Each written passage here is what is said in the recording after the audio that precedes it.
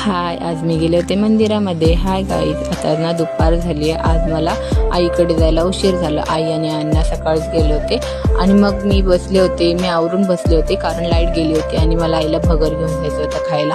म्हणून मी वाट बघत बसले होते. लाईट आल्यानंतर मी भगर घेऊन आईकडे गेले आणि आईला भगर देऊन लगेच घरी आले. घरी येऊन झोपले होते तर अलकेश आला होता आणि त्याने ना मोबाईल घेतला होता त्याच्या आईसाठी. मग तो ना मला मोबाईल दाखवत होता. मोबाईल तर मस्त होता आणि मी बघत होते तर दादाचा कॉल आला मोबाईलवाल्या दुकानमधल्या आणि मग आम्ही मोबाईलवाल्या दुकानाला दादाच्या कडे चाललो होतो.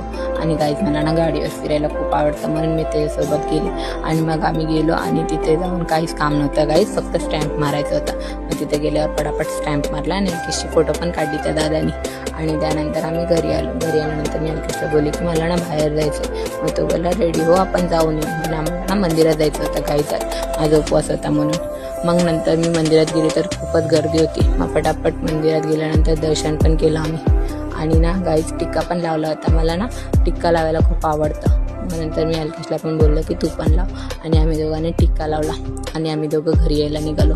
खूप दिवसानंतर असं मस्तपैकी टिक्का लावला होता गाईज, कारण की मी मुंबईला असताना तसं टिक्का लावले होते. आणि त्यानंतर मी खायला पण घेतलं होतं आणि अंगठी पण घेतली होती. मग मी पटापट घरी निघाले आणि अलकेशला पण गावाकडे जायचं होतं म्हणून उशीर होत होता. Okay guys, bye bye, good night.